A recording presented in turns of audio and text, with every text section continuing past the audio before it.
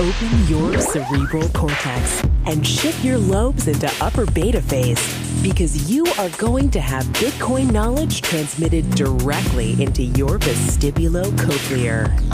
Your host of Bitcoin Knowledge is Trace Mayer, an early Bitcoin advocate since it cost $0.25, but this is not intended to be investment advice. A doctor of jurisprudence, but this is definitely not legal advice. And an investor in core cryptocurrency infrastructure, including Armory, BitPay, Kraken, and Mitagio, but this is not a recommendation of those services.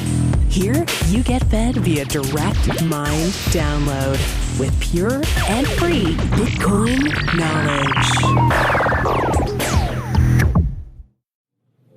Bienvenidos a la podcast. I hope that's right. We've got another great interview here. We've got Jose Rodriguez.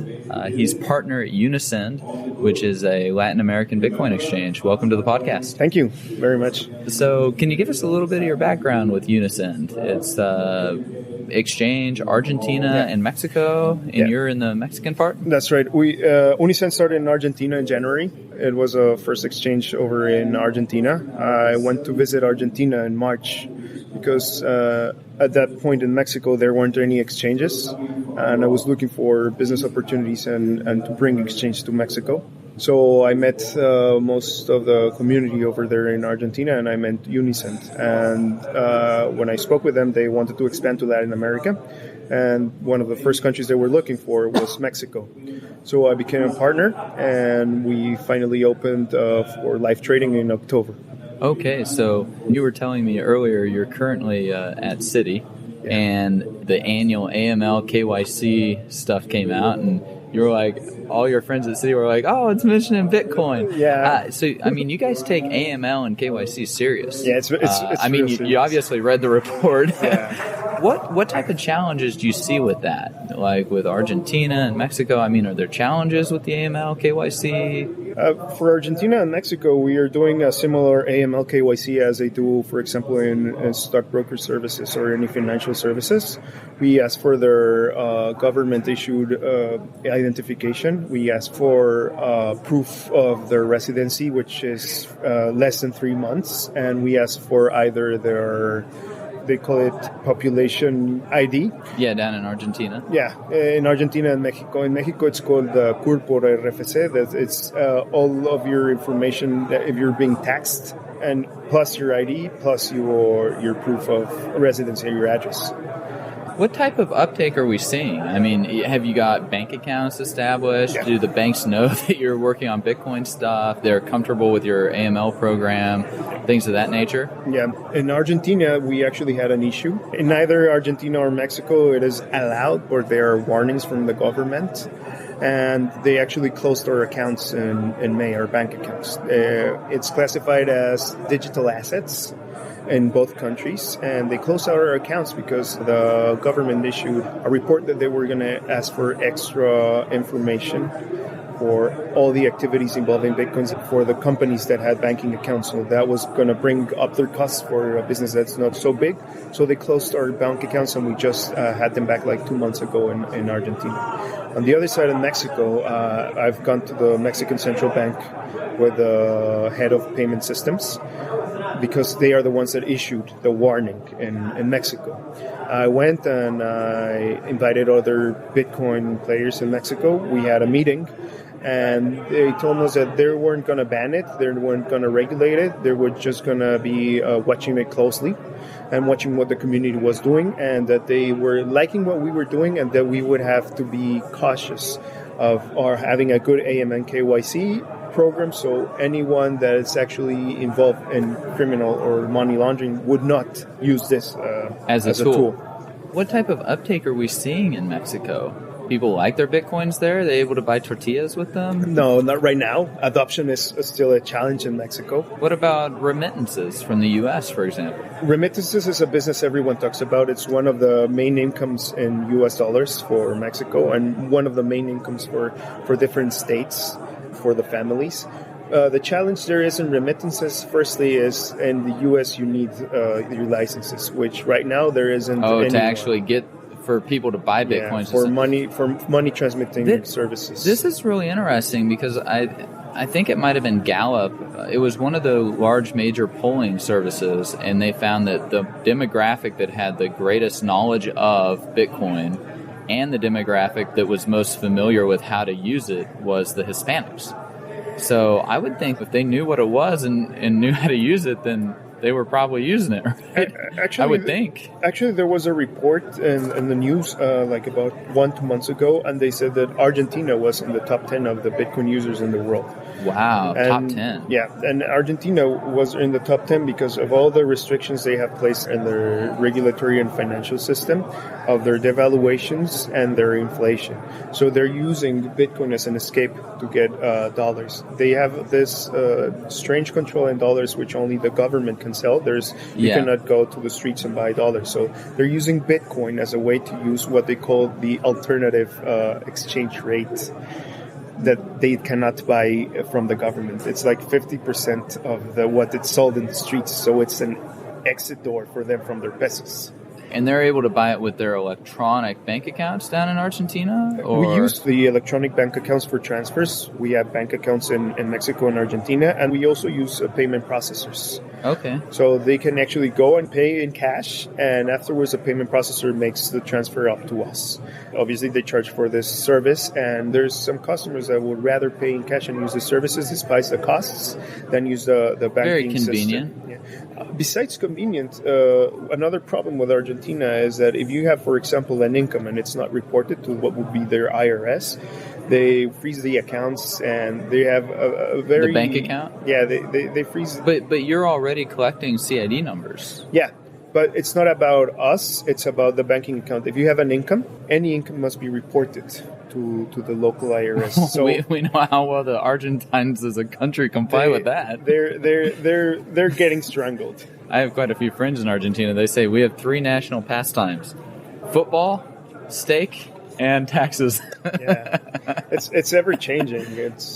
Mexico, you see the rules and regulations changing every 1-2 years, but there isn't so drastic changes.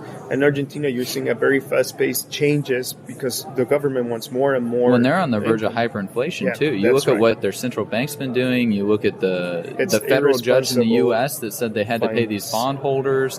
They default. It is unbelievable. Yeah. They're actually threatening economists with jail time if they state what the actual inflation rate is. I mean, it's really kind of crazy. Yeah, it's like Mexico 20 years ago. Mexico used to have this also not hyperinflation, but they had high inflation. But mostly they had devaluations every 6 years. So every 6 years, you know that the Mexican peso was going to worth 50% or 30% of what was worth. So right now, what I see in Argentina is what happened in Mexico in the 90s and the 80s. The problem with Argentina that I see is that in Mexico, it happened every 6 years. But they had 2 years of crisis, they had 2 years to recover, and 2 years to get back up. And then another would happen. The problem that I see now in Argentina is that it's taking so much time and it's not getting better.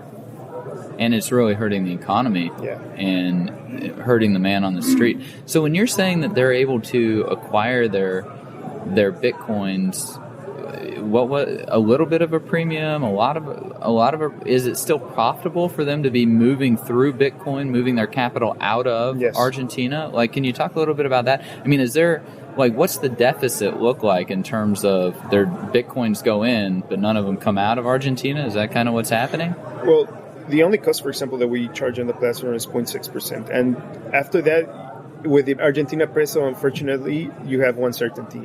Every day it's going to be less valuable. So there's many people that would rather buy the Bitcoins and send them to lock it up or buy US dollars and prefer the Bitcoin volatility against their constant devaluation of their currency. So even with Bitcoin going down in value from last year, it's probably still outperformed the peso. Outperformed the peso, yeah, unfortunately.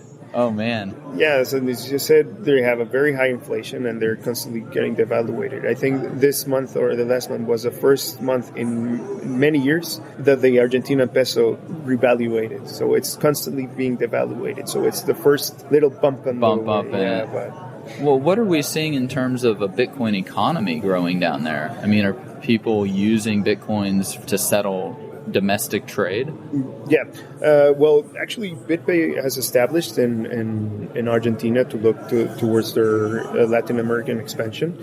They're another service that right now is looking for merchants to adopt and accept payments, local Argentinian company.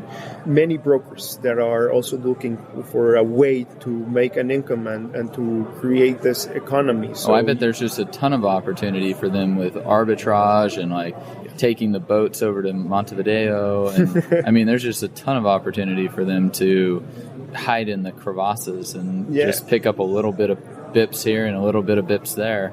Actually, we opened also another branch in Uruguay, which isn't still working. And one of the objectives is it's very hard to get money out of Argentina or in. So Bitcoin is one way. The other way for the money transfers was going to be Uruguay. That's why we also chose. It's their neighbor. And many people go there to escape their Argentinian peso. So one is $1. There's what they call a black market, but it's actually not a black market. It's a free market. And they call it blue market. And they call it blue money. But it's because the government won't sell you. And not only dollar, they won't sell you any other currency. They trap you in the Argentine peso. So they go to other countries or they buy in the streets. Yeah, and I think last time I was there, I exchanged like $50, and I had to give my passport to who knows who this exchange was.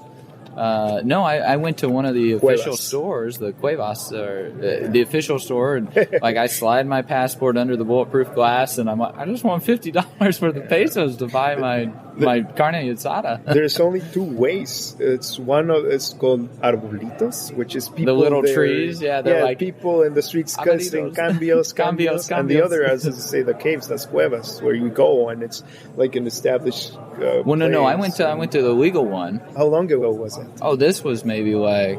I went last year to the Latin American Bitcoin conference. Okay. I exchanged some officially down there for that one. I've been down to Argentina quite a bit. It's very interesting. It's a beautiful country. I love Argentina. It's very beautiful, as you said, and there's lots of opportunity. And it's like what their government is doing is making an economical and political and social experiment. Which, suicide is what the government's doing. And that's what it's accelerating Bitcoin, to use it as a real alternative for the economy, as a real alternative for a currency. Established. So that is also why it's in the top 10, and it's also why its adoption is getting more accelerated. That's very exciting. Bitcoin is más rápido in Argentina. Yeah. I mean, what I like about Bitcoin is that for every country and for every place that you go, it solves or helps in a social or economical problem. So even if it doesn't exist, for example, in Mexico, there's opportunity for in the remittances. In Argentina, it's an escape. So you can use it as a tool for whatever means you need. Yeah, I had a friend, her mother sold the family home back in 2010, and they sell it and get cash, but that cash is like a $70,000 home. It's probably $2,000 or $3,000 now if they're holding on to the cash. I mean, it's really, really sad to think about like just how fast the wealth is getting transferred because of this currency devaluation on there. I mean, you literally can't hold Argentine pesos. It's in the U.S. and in Europe, the merchant adoption, they immediately changed the bitcoins into dollars or euros. But down in Argentina, you're saying we're seeing people get pesos and immediately turn them into bitcoins because the next day their pesos aren't worth anything. And also what amazed me when I went there is you actually went to fancy restaurants, nice places, and they wouldn't accept you credit cards or debit cards. And I said, why aren't you accepting it? It takes too long. They told me, because the bank won't pay me in 30 days. And I have only one certainty. In 30 days, my money is not going to be worth what it is worth now, and I have to pay. So they're actually driving people into a cash-based economy and causing the velocity of the Argentine peso to speed up as a result of all of it. Yeah, because it's very interesting. We're seeing the opposite effect in the U.S. with Bitcoin because the merchants are driving more adoption, so the velocity of Bitcoin's increasing, which is decreasing the demand for Bitcoin because the merchants sell it, but it's also decreasing demand because velocity is increasing. We kind of take for granted that if it takes 5 days to move your money from PayPal to your bank account, well, that increases demand for dollars for those 5 days. We very rarely kind of look at the demand side of the equation for currencies. And so in the U.S., the velocity increasing is actually depressing the price because of this transfer into into dollars from Bitcoins. But down in Argentina, we're seeing the opposite, where the demand for Argentine pesos is decreasing at such a rapid rate and increasing the demand for Bitcoins.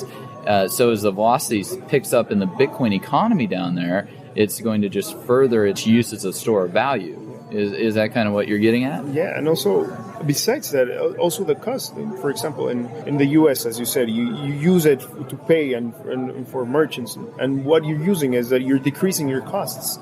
So that is the opportunity that is.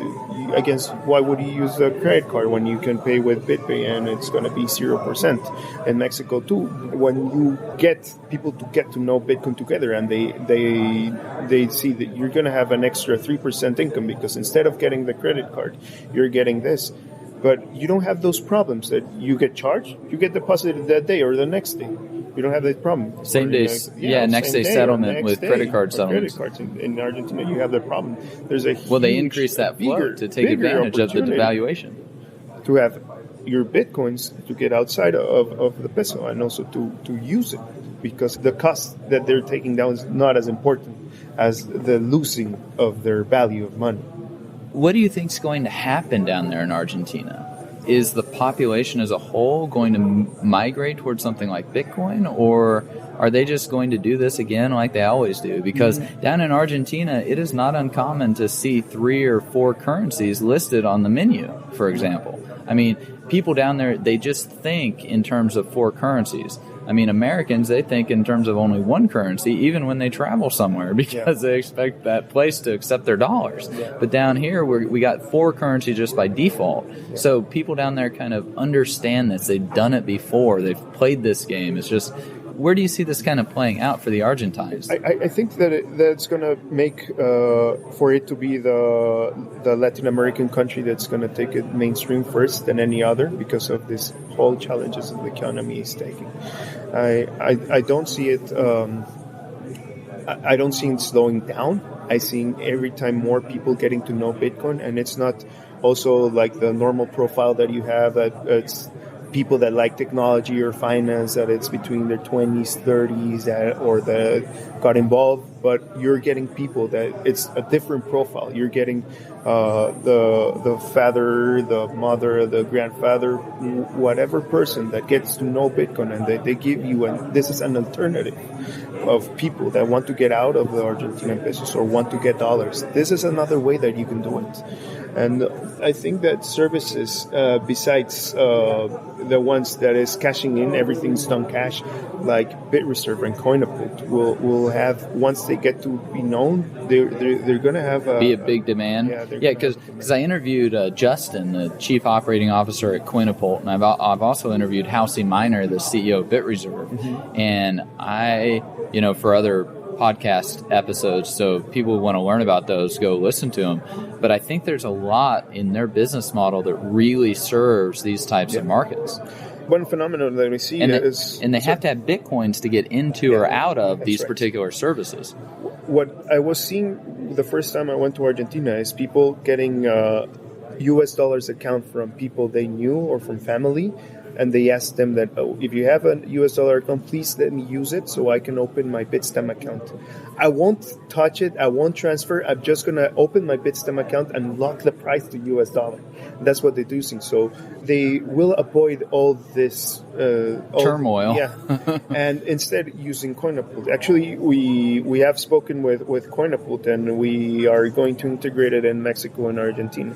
Mexico, it's going to be more like a curiosity, something to have it more to speculate or for fun. But in Argentina, it's going to be something that they're going to use to really have their value of money through time persist. Yeah, in Mexico it's a curiosity, but in Argentina it's a necessity. Yeah. A lot of people just take for granted, at least in the West, take for granted that their currency is good, their banks are good, but nothing focuses the mind like a good old-fashioned bank run. Yeah. And if we can couple the bank run with a currency crisis, oh boy, then it gets really, really fun, doesn't it? You saw it in Spain, you saw it in Cyprus, and in Latin America, you are seeing it in Argentina, and you're seeing it in Venezuela. And Venezuela, yes. And more problems are coming now that as Mexico is not so much dependent, but oil is still one of their biggest income.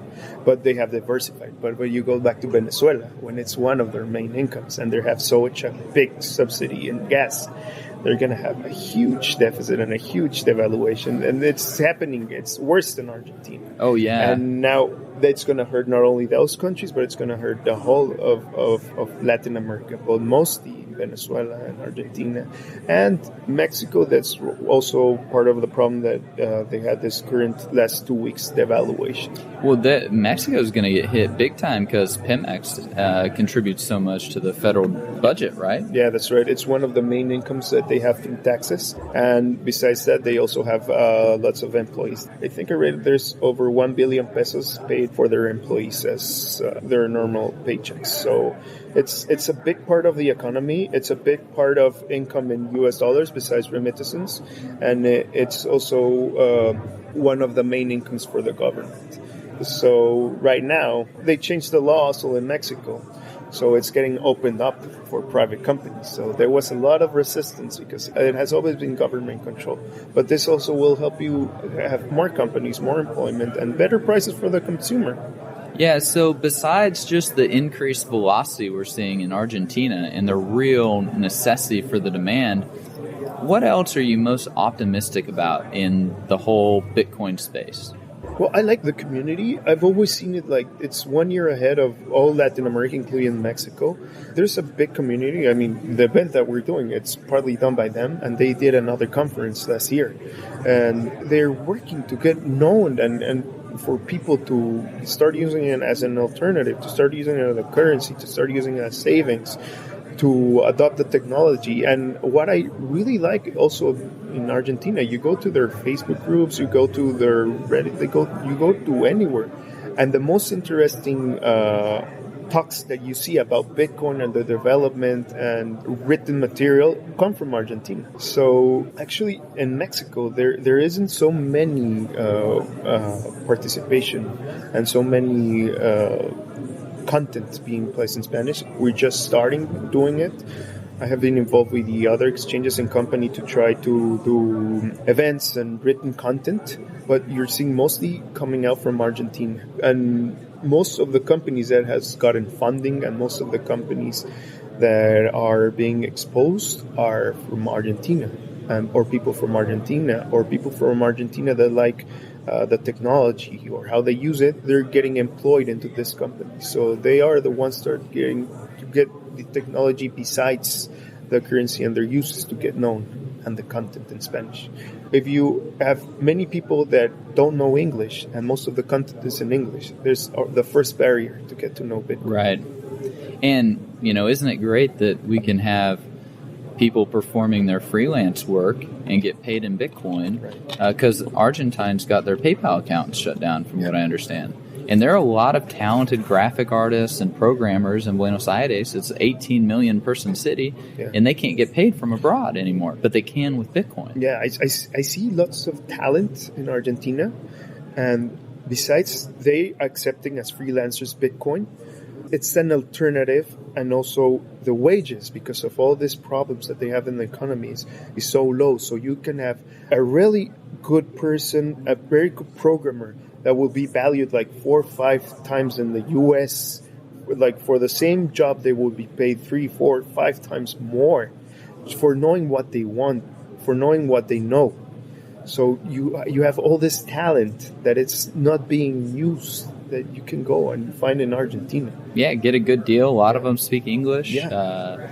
It really is quite an opportunity. And then if they're getting paid in Bitcoins, they are a happy, happy camper, because that immediately gives them a solid store of value compared to what they've got otherwise.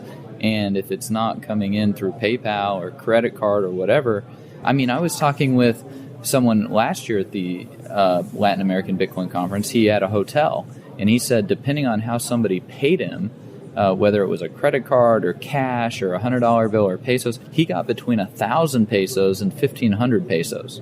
Because if it came in through credit card, it had to go at the official exchange rate. You had taxes automatically taken out, income taxes automatically taken out, exchange fees, transaction fees, like all this stuff. So you only got 150 pesos. So there's 85% arbitrage opportunity between the 1,000 and 150. It's really quite insane when you think about it.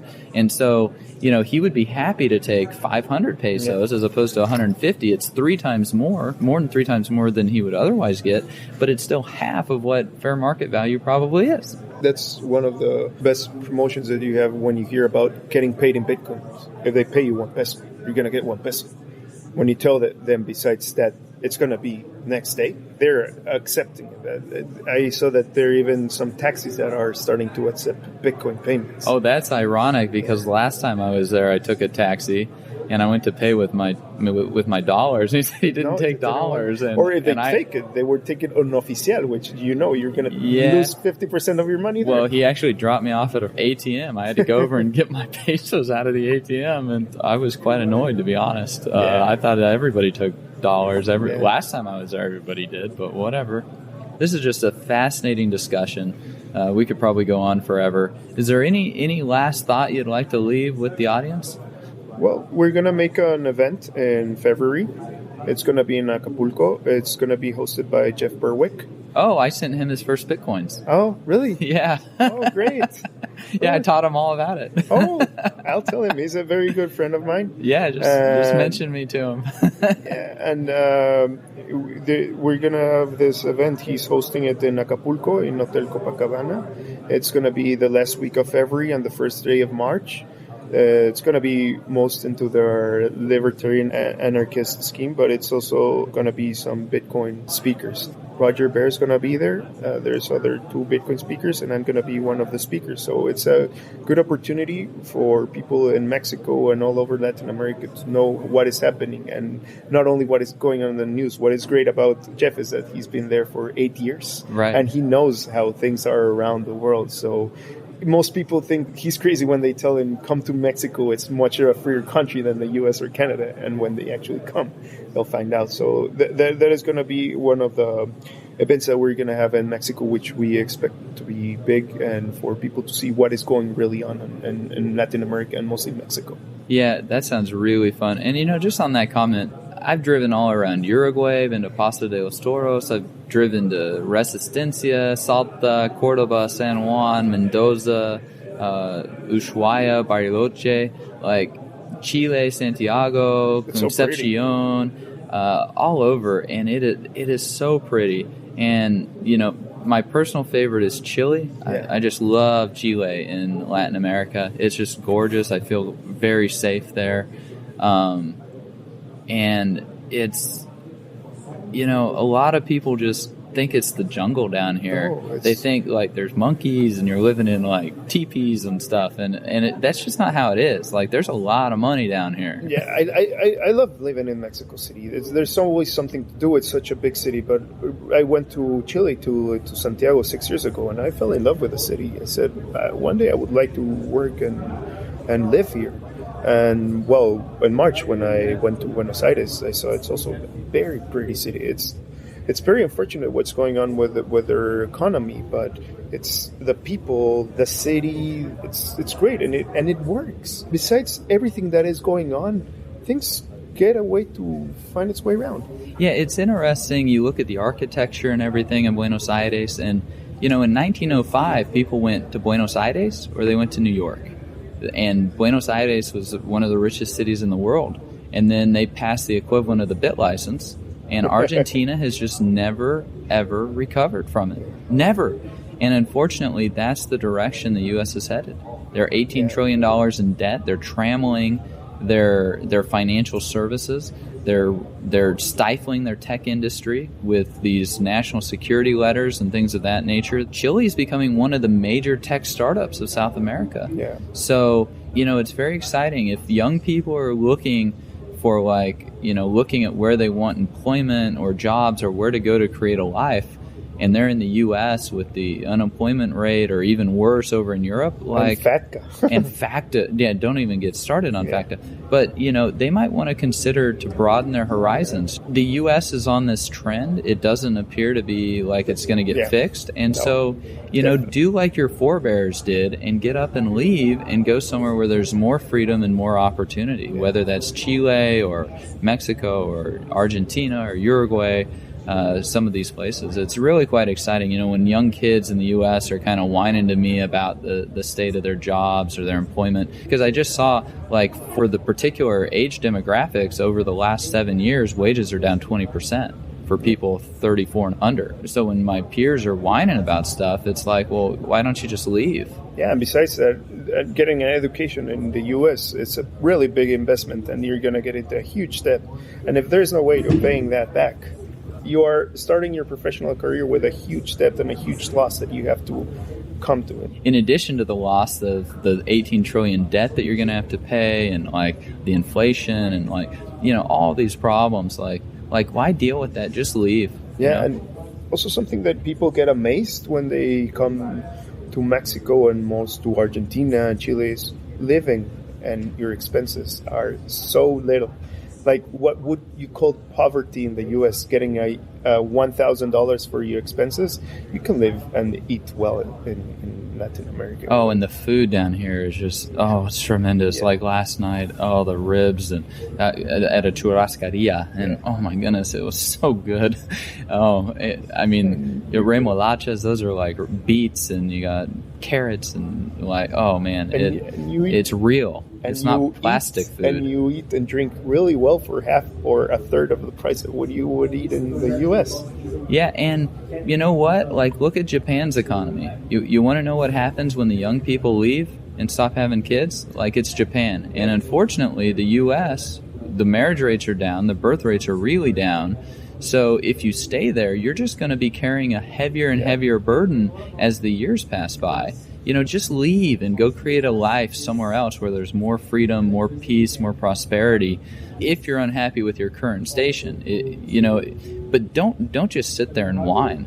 Yeah. You got to build a solution, and you're the only one who really cares about your life. These bureaucrats like Ben Losky, they don't care about your life. Yeah, no. They don't care about your future. That's also something interesting that people like Jeff, Doug Casey, and other people that has gone out and found what was going on in Latin America and telling them, like, open your eyes, go really and look what is going on there yourself. This year, besides having the exchange, some people contact me through local bitcoins to sell me bitcoins against pesos, and most of them are foreigners, and they told me, well, I heard it's really pretty and really cheap here in Mexico and Latin America, and I want to get to know these places. And last week, for example, there was this journalist. He told me that he wrote for, I think, Cointelegraph or Coindesk, and he told me, I want to go live to Acapulco for a year. He came from Canada with a friend, and they told us, we rented the place for $400. We are having expenses for other $400, and we're going to live with less than $1,000 for the next year for a month. And we're going to be living here, and surfing. People, surfing and having a good time. And most of the foreigners that contact me to sell me bitcoins in cash come here to Mexico to start their Latin America trip to see where can I go besides the U.S. It's not as dangerous. It's not as risky as they say. Actually, it's very pleasant. And it's very pretty. And he told me, wow, I thought that there were going to be gang wars in the streets, and I see so much green in Mexico, and everyone treats me nice, and they see me strange because they tell me gringo, but no one treats you bad. Everyone helps you out. Yeah, and actually in South America, there's a lot of Italian and German influence, and so in a lot of cases, until you open your mouth and you don't speak Spanish, like, you don't look out of place. Yeah, mostly in Argentina. Yeah, I saw that too. Bitcoin is such a liberating force in that sense. You don't need a bank account tied to an address anymore to keep the vast majority of your savings. I mean, you can do your freelancing work on the internet or programming or whatever it is. You can do that, get paid in Bitcoin. Yeah. You can be living in Argentina or Chile. You can be taking advantage of this geographic arbitrage. What I mean by that is if you earn your wage in one income or one area of the world that's higher and then your living or your expenses are in an area of the world that are lower, then you actually have geographic arbitrage that you're able to take advantage of, and you can accumulate wealth a lot faster. And the U.S. tax code incentivizes this. There's a foreign earned income exclusion. So the first, I think it's $99,000 of income, no taxes on it, as long as you're outside of the U.S. 330 days or more. Yeah, and that's also what's going to be great. One challenge that we still have is, like you said, like receiving your wage and having, if you're a company, a merchant, to having all your employees, everything in a Bitcoin economy. And you're going to be living real in this alternative economy that's actually working and growing. And you see this more adoption, then what's going to be the real incentive to going back to a government-issued currency that is having, unfortunately, very irresponsible use. So that is when it's going to be really interesting. In 1-2 years, when you see that the companies that are Bitcoin companies, everyone's getting paid in Bitcoin, and all the local restaurants that they have around are accepting Bitcoin, and they travel in Bitcoin, and all the places they go, they're accepting Bitcoin. So you're going to wonder, so why should I go back to using the peso? Why should I go back to using the dollar? And hell no, I don't want a bank account, an Argentine bank account with a CID number. Like, hell no, I'll just have my Bitcoins and I'll meet my buddy for steak and he'll give me some pesos if I need them. Like, that's how it's really beginning to take shape and work. And as I said, the biggest risk the regulators see in Bitcoin is money laundering. As we were speaking, unfortunately, what most money laundering is being done is in the real financial system. Oh, yeah. Well, you have to have the big banks complicit in your money laundering, like HSBC or Wells Fargo or Bank of America, in order to really do it on a good scale. And they even have a provision there for fines, and they're going to be paid because they're going to be frauds. They're going to be money laundering. So that's part of their day-to-day operations. So it's very sad that instead they can try to do whatever controls they want, but there's not a way to keeping this out. It's something that is going to happen, and unfortunately, you also have to see in the law what is the origin of these funds that they actually don't want. Because, for example, in Mexico, that they say, well, the drugs is one of the biggest problems. Well, legalize it. I mean, it's legal in most of the U.S. states. Federal law, it isn't. But in state laws, it is. Yeah, like Colorado and Washington. Most of the states is legal. So if one of the worst problems is that they're making supposedly this war, and they're getting so much income in dollars, and they're laundering this money, well, if you legalize it, even for the government, it's going to be better. You're going to have get more taxes. Yeah. I heard in the second year that they legalized it in California, that they were comparing the taxes cut from the legal marijuana sales to Starbucks. So I say, even for the government, it's great business. So you take one of the elements of money laundering and drug trafficking and whatever, you eliminate it, and you convert it into an industry, and you do whatever you want. You do it like in the tobacco and in the alcohol. You set this big tax if you want. But instead of people, corrupt bankers, corrupt politicians, and criminals getting together and making this corporation and getting the money and power, well, you really create an industry that will help all the countries. Yeah, and I think that's one of the reasons a lot of these states are legalizing the drugs, is because they have to financially. And it's a huge industry. I mean, marijuana is the second largest cash crop in the U.S. or something like that. I have a friend that's a medical marijuana attorney, and he's helping a lot of these companies become legit and hopefully go public.